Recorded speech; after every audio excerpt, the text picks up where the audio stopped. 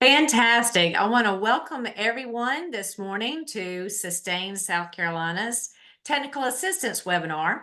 We have three of our Sustain SC members that are going to be talking about the accelerator of capitalizing on the sustainable revolution.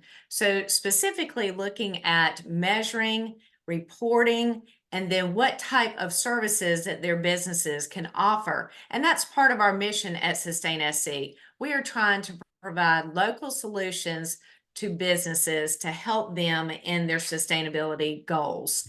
And we have today from all four, Daryl Witt. From Decide for Action, we have Philip Bergeron. And then from Emerger Strategies, we have Rick Crawford. So excited to have these folks today. We welcome them as well as all of our guests and want to remind everyone, make sure that you are muted, and we are going to take questions through the chat. And each presenter will have approximately 15 minutes, and then we'll have a couple of minutes for questions. Okay, so without further ado, I am going to send it over to Daryl Witt, who I want to also mention is in our SLI, and that is our Sustainable Leadership Initiative. Happy to have two SLI fellows that are doing presentations today. So Daryl, tell us about your business and what you do and how you can help people with their sustainability goals. Good morning, Cynthia. Thank you. Appreciate the opportunity to be here. And if you can go to our next slide. We sure will. There we go. All right. So all four, my company is a strategic sustainability and environmental health and safety consulting firm. I am the technical director for climate change and sustainability with the company in our sustainability practice. If you'll go to the next slide. So 22 years ago, when four guys in living just outside Philadelphia founded this company, they had the vision of being a nationally recognized consulting firm, shaping environmental responsibility and creating distinction for our employees, clients, and other partners.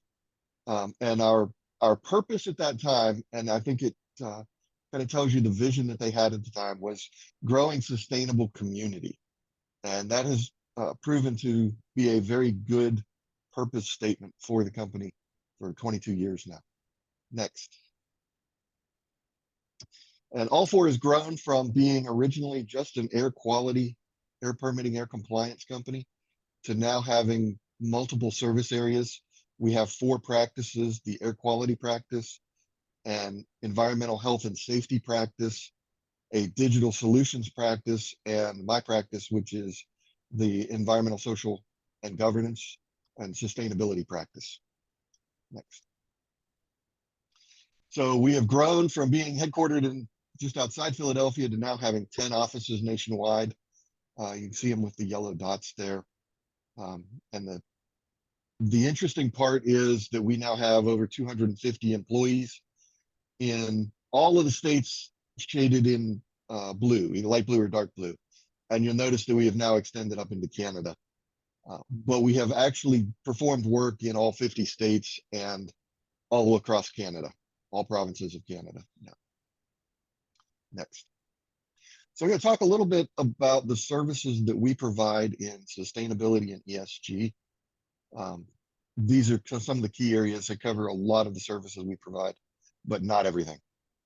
We work in greenhouse gas reporting and mitigation, in reporting and strategy development for sustainability and environmental, social, and governance, better known as ESG. We work a little bit in adaptation and resiliency planning for companies. We are doing a lot of work lately with environmental justice, as it's required with sustainability programs and reporting now. And we also do some work in circularity assessments and zero waste assessments. And that is certainly a growing area for us as well. I'll talk a little more about each of those. So in our greenhouse gas reporting services, we help companies with greenhouse gas inventories, everything from developing original monitoring plans to greenhouse gas inventories covering scope 1, scope 2, and scope 3.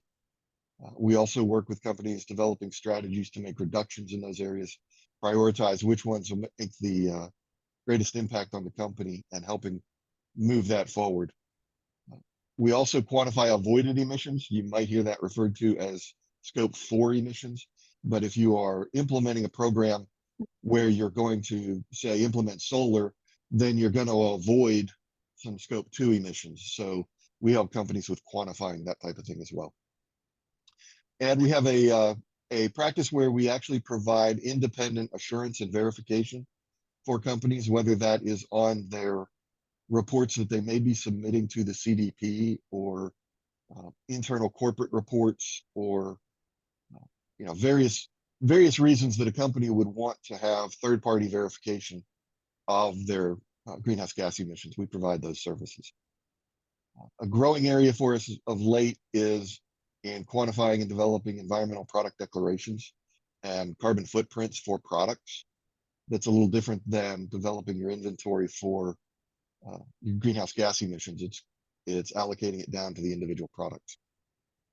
And we help companies with moving all of those things into their reporting. And as we all know, all of this data collection reporting requires a lot of data, and we help companies through our digital practice with developing digital solutions to collect, manage, and compile that data to make it useful for reporting purposes. Next.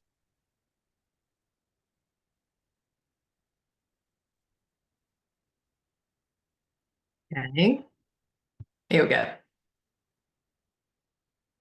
Skip on. Okay. Okay, Good. yep, that's it.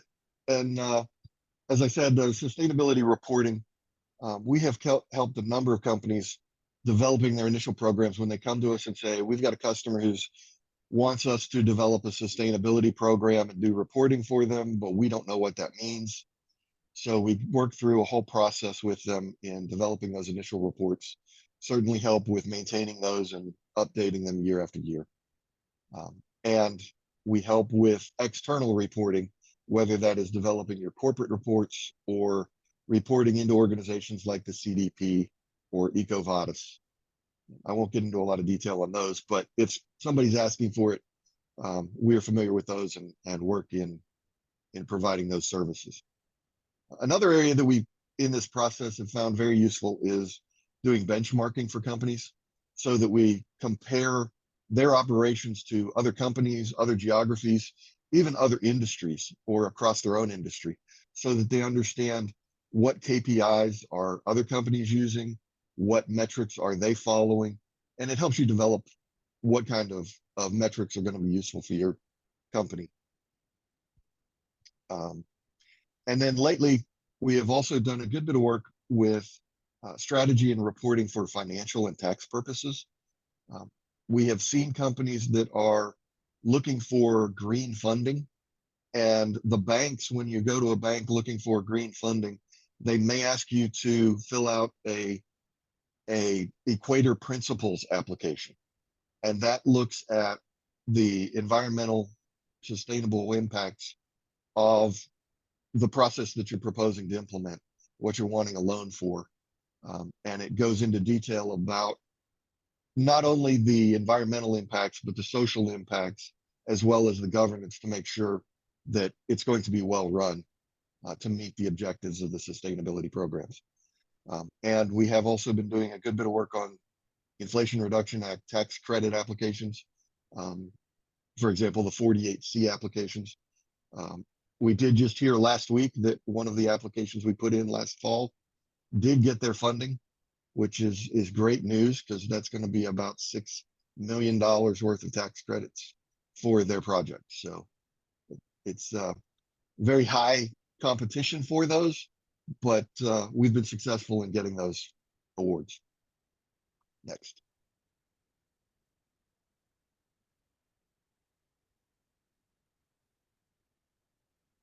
Okay, I mentioned that we do help with risk and resiliency planning as well. A lot of that is looking at climate-related risks if you are having to look at what are the physical and transition related risks associated with climate change, we help companies with quantifying those and evaluating what those impacts on your operations will be. We look at a number of different models, from sea level rise and precipitation impacts to biodiversity impacts, to understand how your operations may be impacted by those things, as well as how your operations may impact those. And we have found that a great way to present those to companies is developing visualizations and GIS implementations, so that you can actually see how it relates to your facility and what's in the area surrounding your operations. Go ahead, next slide.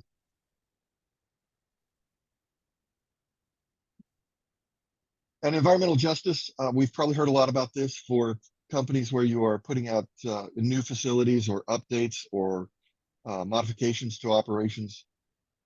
They're wanting to know what your environmental justice footprint may be. And we have a modeling group that runs through that analysis, works through the EPA's EJ Screen tool to look at what those impacts may be.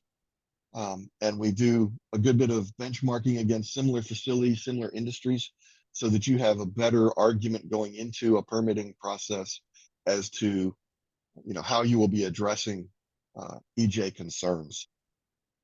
And we do a lot of that work, and some of that leads into our air permitting group with their dispersion modeling and looking at how the emissions from your operations would impact some of those EJ concerns, and how the process you're proposing may actually alleviate some of those concerns as well. If necessary, we can deploy ambient monitors and help with preparation of materials for community outreach activities to help this process move along more easily, so that you have, I won't say no resistance, but less resistance from the surrounding community about what you're proposing to do. Next slide. And then the last one, just services to talk about. We don't do just greenhouse gases. We also do a lot of work in other areas. We do water risk, water impacts.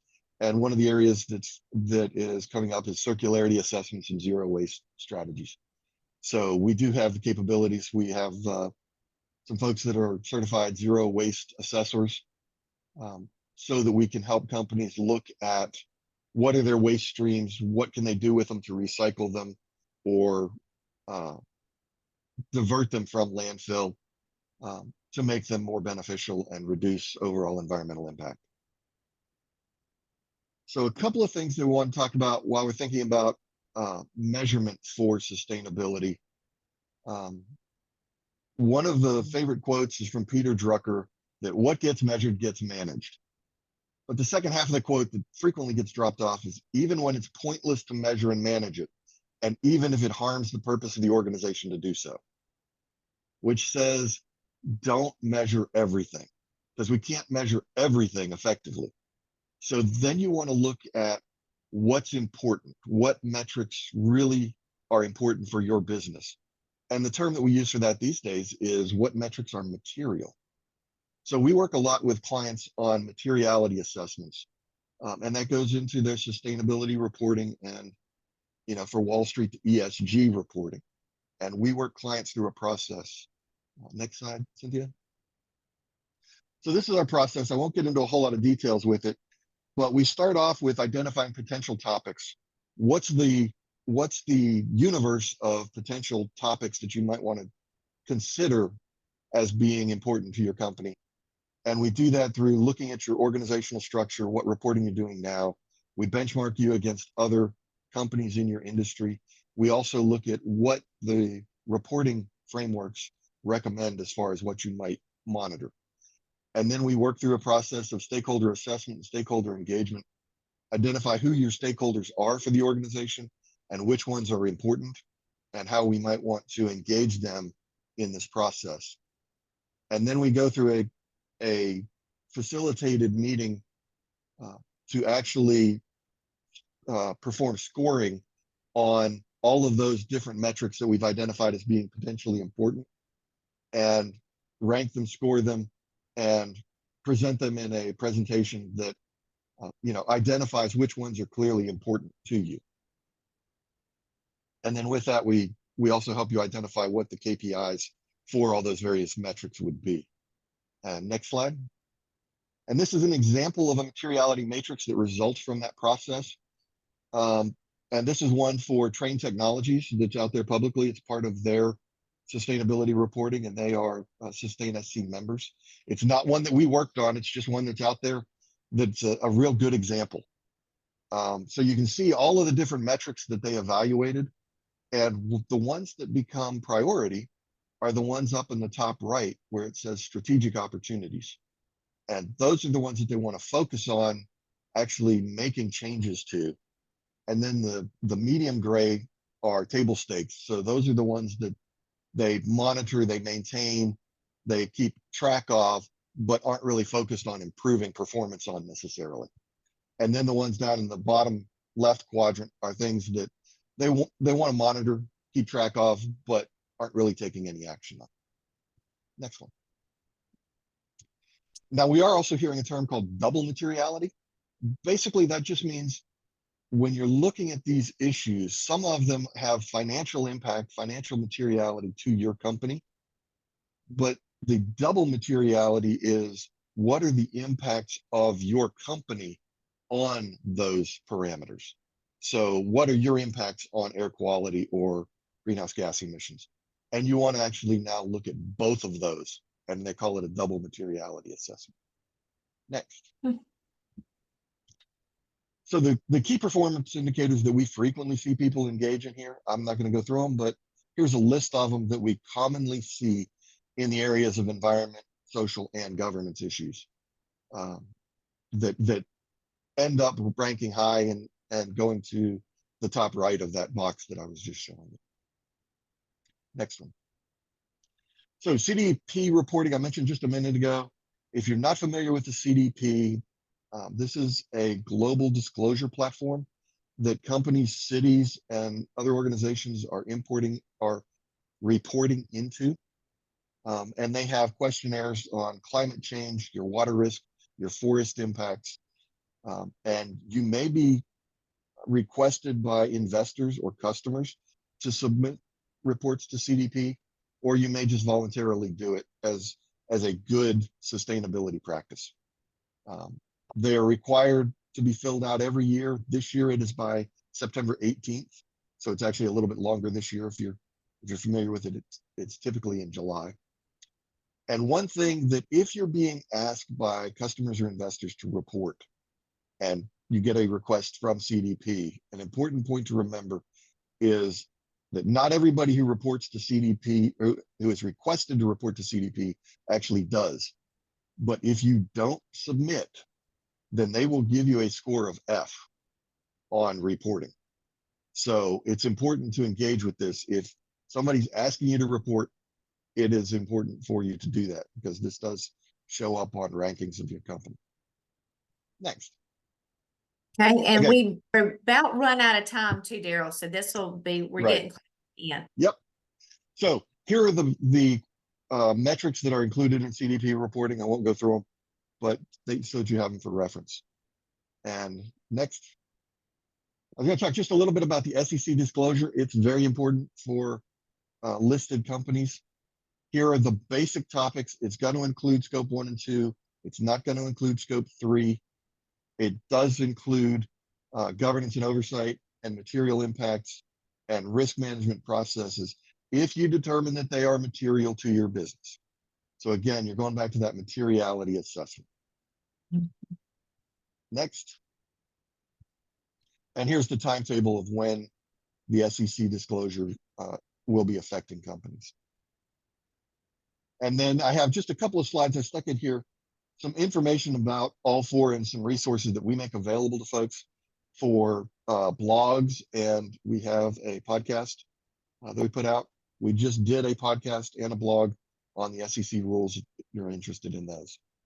Next. And then just some more links. We do a lot of training programs that are used by companies to train their environmental staff. And those are available through our website. And that'll close me out. Thank you very much. Thank you, Daryl. That was a wealth of information. And I just want to remind everybody that you will receive both the recording and the slides. You will have our presenters' information on there, and certainly encourage you to reach out to them directly.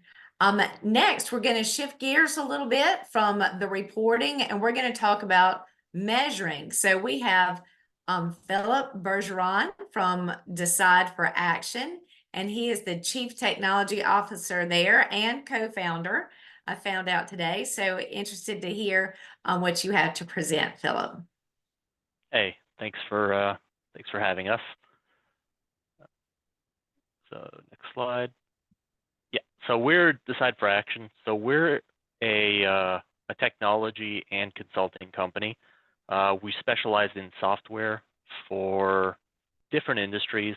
So we do a lot of work on the manufacturing side, as well as the building side, distribution, just different industries, to try to not only help with productivity and quality, but to help to improve your energy usage, report your CSR reporting, and then to help meet your sustainability goals.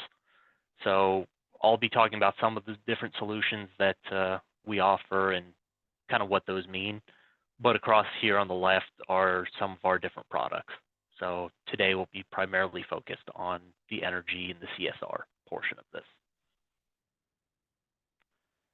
So out of the 5 United Nations Sustainability Development Goals, we tend to focus on the 5 that we've outlined here, just kind of where our main focus has been with our existing client base. So we do a lot of work with industry infrastructure. So this is everything from measuring what production lines are doing, what your buildings are doing. So more on the measurement part. We do a lot of work with, believe it or not, cities. So some of our customers are actual city or governmental organizations. And this is to measure things like public buildings. So air quality, tracking any emissions out of those, tracking lighting, that kind of thing. Responsible production is another important one. So tracking waste primarily within production processes to make sure that you're not needlessly consuming for no benefit. And I'll have some examples on that. And in similar vein is climate action, so tracking the emissions out of a process. So your CO2 emissions, tracking your waste, and then water consumption, just tracking how much water you're using during the process.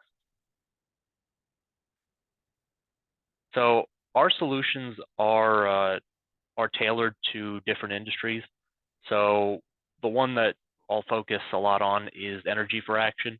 And this is a solution that we offer our customers that provides overview over energy, water, waste, CO2, pretty much anything that is consumed in some industry. So this can be correlated to either buildings, to processes, to specific pieces of equipment. It's just a matter of determining which type of hardware, what your different measurement points are, and then we have to map out your process to try to figure out how best to collect that information. So kind of a classic example is a production line. So if you monitor the incoming electricity at the meter, and then also capture it at different points throughout your production process, you can figure out where you're losing the most energy, and then look to optimize that. In a similar vein, you can do that with a building and find out which parts of the building are consuming the most, and you can draw some good information out of this, such as lights that are left on and things like that.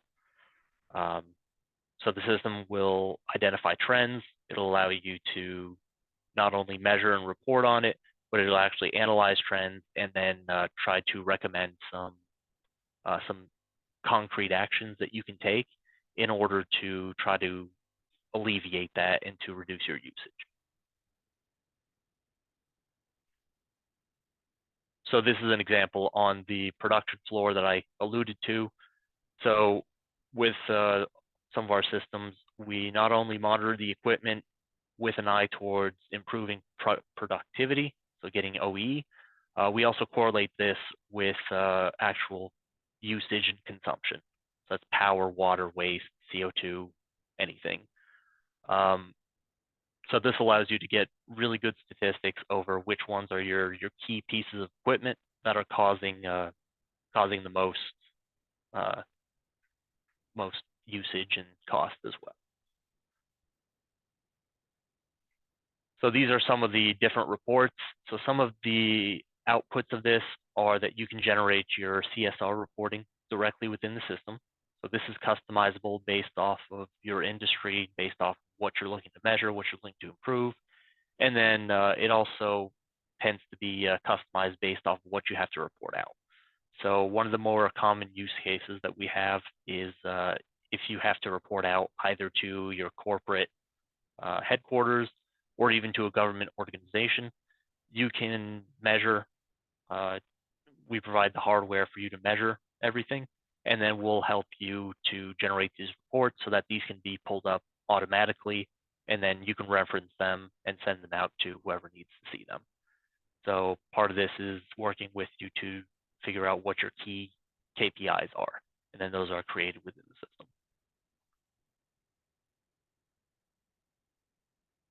So some of the different measurement points for everything that we do, we create a model that we're looking to measure. So in this case, we're looking at a production facility. So we're measuring the total input power, and then we're measuring where that is consumed within different areas.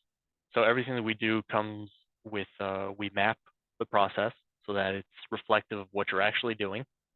So in this example, we can see how much is going in, and then see how much is used in production, how much is used with the supporting infrastructure, and then for general facility use, like air conditioning and stuff like that. And it helps to identify where the biggest pain points are. On the maintenance side, this is used also for maintenance, for not only preventative maintenance, but also for maintenance technicians so that they can see if a specific boiler, for example, is consuming a lot. You can see different errors. So if it's faulted out, you'd be able to see that. You can see the current live status of it, and it just helps you get information remotely without having to be on site necessarily.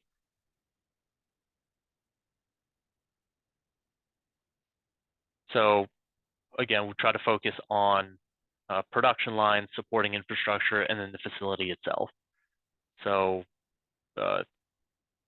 we monitor critical machines across the production line. We'll monitor the resource consumption, provide action plans, help to drive preventative maintenance to try to optimize the use of these assets. And then it just helps you get better insights on what to improve. So I talked a lot about some use cases on the production side. On the facility side, that's a very similar use case, just different ways to measure. So on the facility side, we're typically looking to monitor a building itself, so different rooms. You can measure things like the air quality, the CO2, find out which activities in a building are the most resource intensive. And so think monitoring lighting, monitoring room occupancy, monitoring space usage, parking lots, the heat of a building, pretty much anything that can cause you to consume. So this is used quite a bit in office buildings, in distribution centers, hotels, those kinds of industries that are a little less production line focused. And then I alluded to this at the beginning. Part of what we do is production line monitoring, and this is for analysis of downtimes and efficiencies. And where this ties back into production is that as we have more modules installed at a specific location, we can tie these together to allow the system to learn and to provide better insights. So for example, on the production side, one case that we see painfully often is on weekends or on days where the production line is not even running. We see equipment that's left on, AC units that are left on, fans that are left on, things that could be turned off to quickly reduce energy waste, but that's left on. So when these are tied in together, we can analyze when the machines are scheduled to run, when they're in a changeover, in the cleaning state. We can correlate that to periods of energy use to try to improve. And so this is an example of different touch points within a process. So one of the things we do is we go in, we identify strategic measurement points based off of not only what kind of information we're looking to gather, but also what kind of infrastructure is already in place. So we do provide hardware to measure some of these points, but you'll have a lot of infrastructure that's probably already built into your facility. And in that case, we try to reuse whatever's already there. So for example, on some of these production equipment, a lot of these might output that information within their PLCs. If you have a meter that's a more modern meter, sometimes they'll output that information, and then all of this can be fed up to the cloud and to the system to monitor this automatically. That closes me out.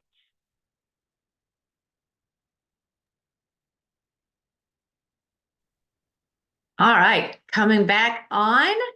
Thank you, Philip. I don't see any questions in the chat, so our subject matter experts are doing a fantastic job explaining everything.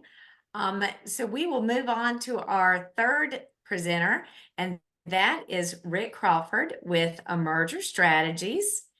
And Rick, I think you're going to take over the presentation now. That is correct. Thank you, Cynthia. And let's get started here. Quick switch, and then he'll switch back over to me afterwards. All right, perfect. Well, thank you all for having me today. My name is Rick Crawford. I am the president of Emerger Strategies, the founder of the Fly Fishing Climate Alliance, and host of the Sustainable Angler podcast.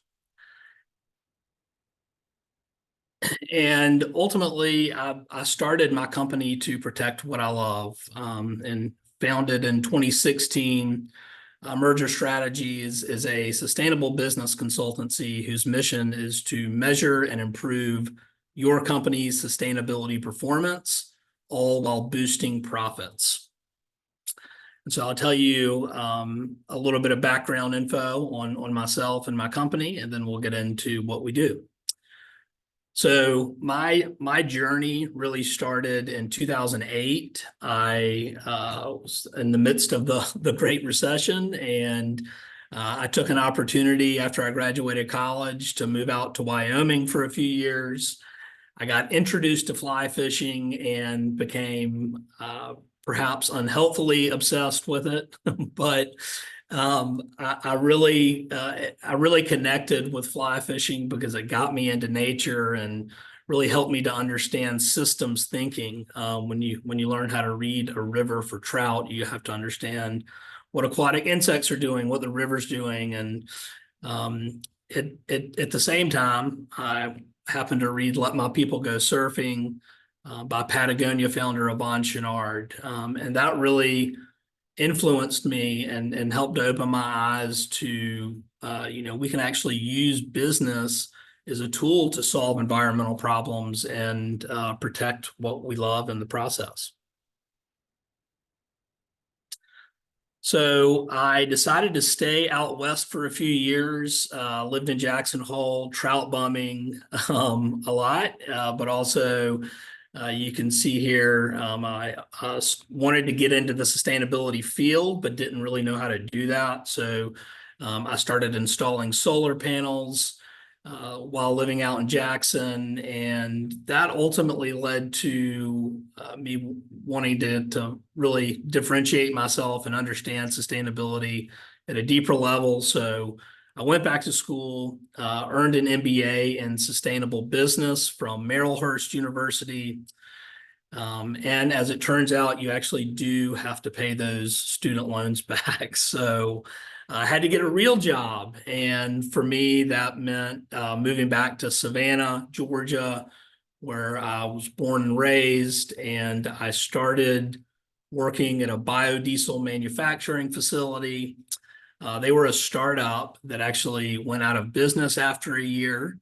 And so anyway, that led me to Charleston, South Carolina, where I currently live, and working for a green building software startup.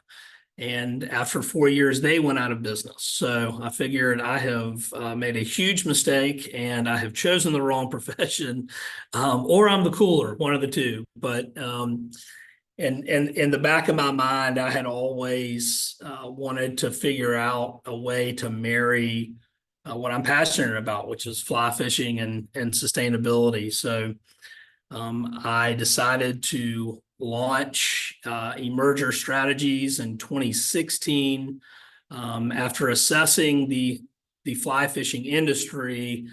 I had come to the conclusion that these companies were given back to conservation, which they should, but no one was really doing anything to clean up their own act. And so that's how I started my company, going after businesses in the fly fishing industry.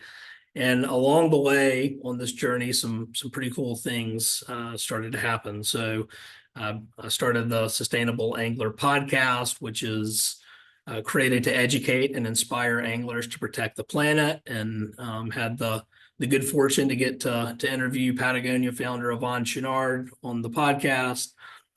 I also founded the Fly Fishing Climate Alliance, which is made up of fishing guides, shops, lodges, brands, and nonprofits that are all committed to net zero emissions by 2050.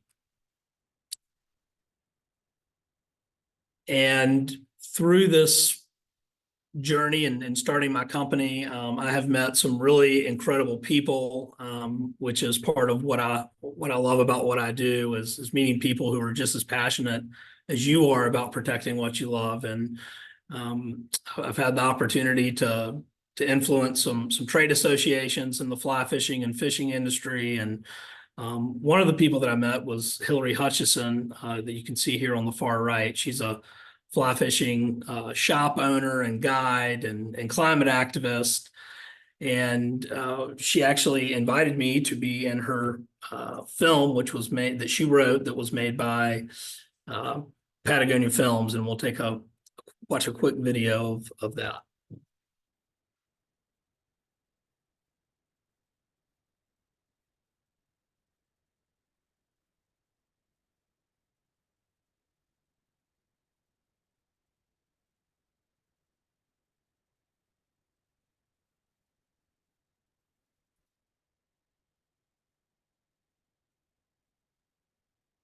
Rick, I'm not hearing any sound. Are you?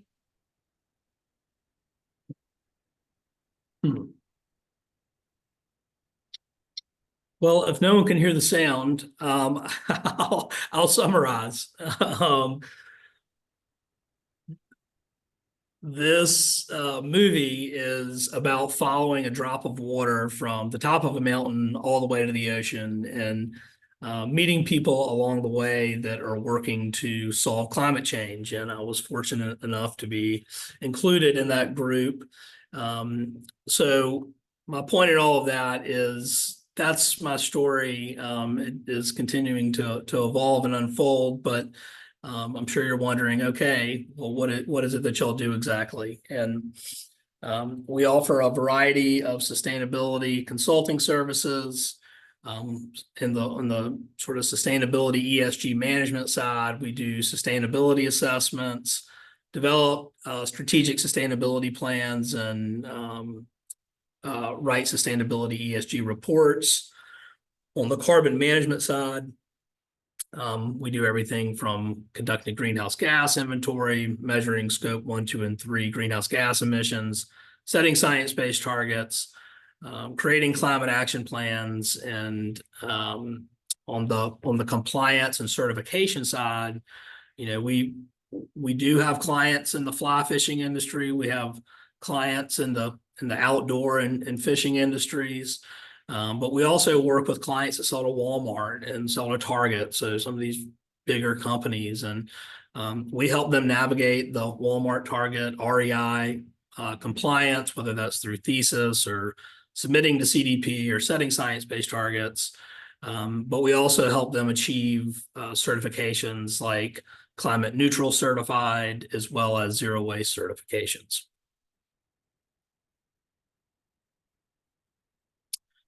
So what sets us apart at Emerger Strategies is that we really think of us as your outsourced sustainability team. I'll get into some of the metrics of this here in a minute, but we deliver measurable results, credible communication, and we walk the walk. We're a 1% for the Planet member since our inception in 2016, which means we donate 1% of our sales to environmental nonprofits.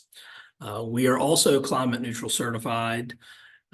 So we can, if you're measuring your scope 3, you won't have to worry about our footprint because we are climate neutral certified.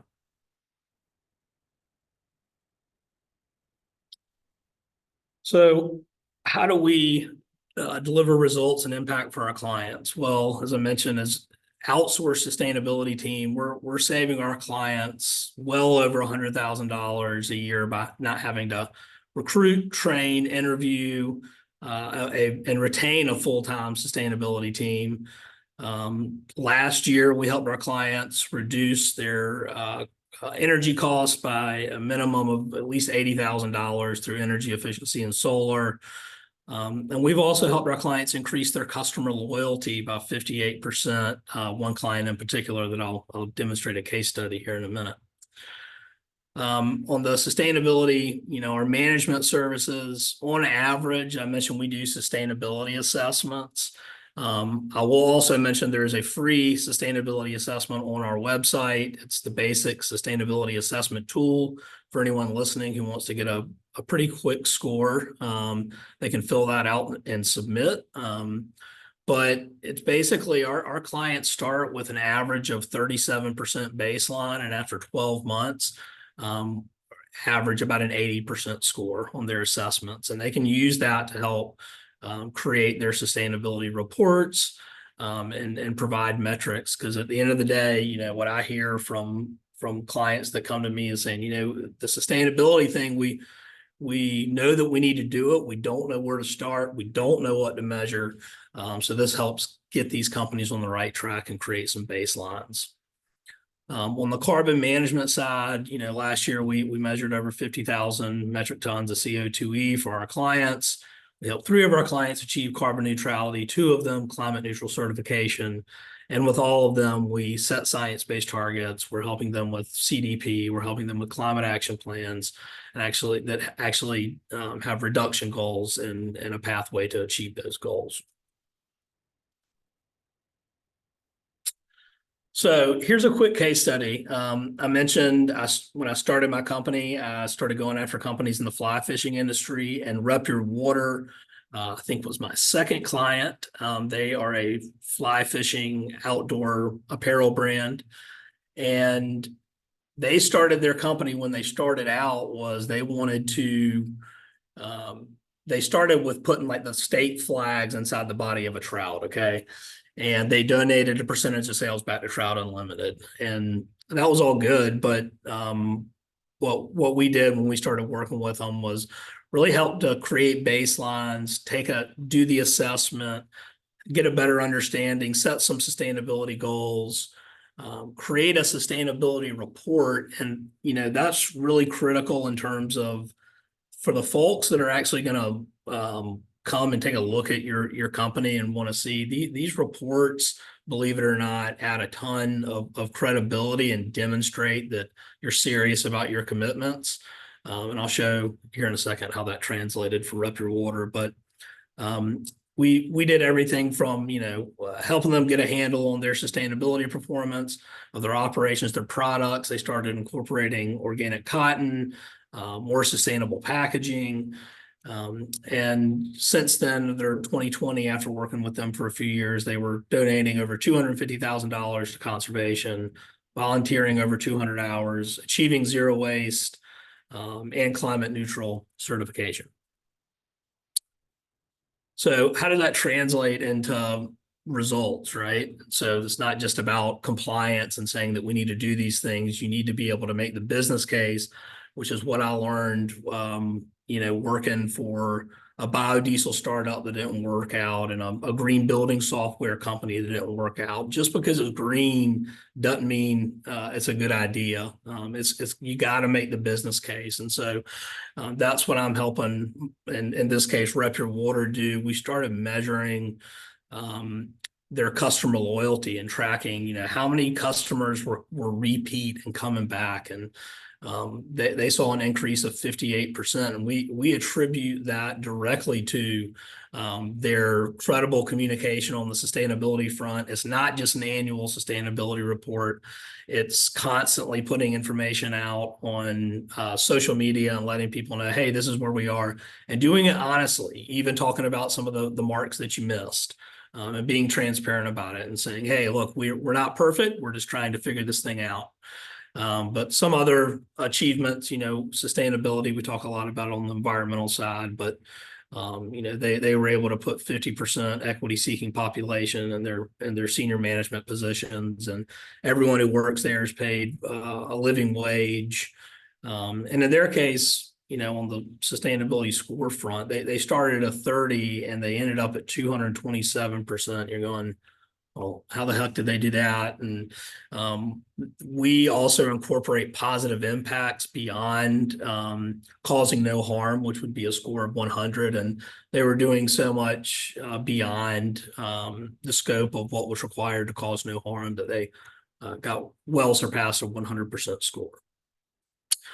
Other notable achievements, just helping them get certifications like climate neutral, 1% for the planet, and continue to embed sustainability into every aspect of their business.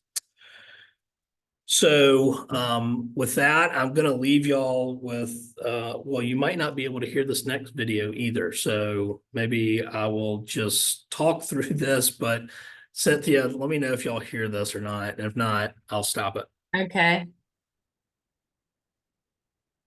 No, we Okay. don't have any sound. Okay. Yep, sorry. No, it's all good. So basically, in closing here is, I started my company to protect what I love, and I like to work with other companies that are like-minded and are passionate. Anyone can go through and, check all the boxes. What I have found is that businesses and business owners who are passionate and driven about what they're doing, they create a culture around sustainability that their competitors are unable to compete with. And so, at the end of the day, we're helping our clients make the business case for sustainability, which includes things like reduced cost, attracting and retaining talent, increasing customer loyalty, enhanced reputation. If anyone would like to reach out to me directly, here's my contact information, or scan the QR code here and you can get a link to my site as well as my contact info. But just would like to say thank you very much to Sustain SC for the opportunity, and great job everyone on presenting. This was fun. Appreciate it. Thank you so much, Rick. And as you all saw today, 3 very different approaches, different solutions. And what I hope you take away from today is, wanting to engage more with our presenters today, and you have that contact information in order to do that. Rick, can you get me back on? So if you stop sharing. Yep, believe so. Does that do it? Then if you hit share screen. Okay.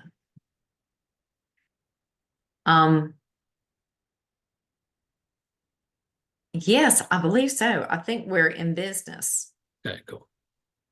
Okay. I hope so. And I just have, I'm flipping through his slides. Oh, one thing I did want to mention is Rick, the video that you can go to YouTube and you can watch it and have the sound, and it's very moving, and it's about that woman following a drop of water. Do you want to just give them a couple of seconds? How do they find it on YouTube? Because it's certainly worth watching. Yeah, you can just go on YouTube. It's actually on the Protect Our Winners YouTube page, and it's like a little, I don't know, 12 or 15-minute video, something like that. So Mhm. enough time to do it on your lunch break if you want. So Yeah, it's really good. So going to the end. Okay, we want to inform everybody about what we have going on at Sustain SC. So our upcoming events, the big one we have SLI graduation next week, and our SLI applications are going to become available on our website beginning in May, and certainly want to encourage those people that have not taken SLI to join the fraternity of the Sustainability Network. It's just a fantastic course that we do. And then after that, we have MX.0 conference that is specific to manufacturers. If you are a manufacturer and you're a Sustain SC member, we have a free ticket for you. So please drop me a line, give me a text or something that you're interested in. I can connect you with some free tickets. Then looking forward for our Sustain SC members, we have a biodiversity, health and wellness event going on at Mark Anthony Brewing. Mark Anthony is one of our members here in Columbia, and they are producing the White Claw products as well as Cayman margaritas and Mike's Hard Lemonade. I imagine there will be a few drinks at that event. And then we have our public facing, our education and outreach series continues looking at capitalizing on the sustainable revolution. So if this is like a part one, we're going to continue to dive in. Our next one on May the 15th is going to have Dr. Pam Martin, and she's going to talk specifically about new regulations and compliance. She's also going to have a company with her. Can't reveal who the company is yet, but we will have registration available for that very soon. And then July the 11th, we will have our partners. SCMEP is going to do a technical assistance webinar on their sustainability suite of services. So South Carolina is rich with solutions. We don't want a company out there struggling and not knowing what to do. So please contact us and we will get you connected to one of our members that does offer these fantastic consulting, problem-solving services. And with that, if there are not any other questions, I want to thank Daryl, Philip, and Rick. You all did an outstanding job, and we're just so happy to have you in our network. Everybody have a great day, and I hope to see you soon. Thank you.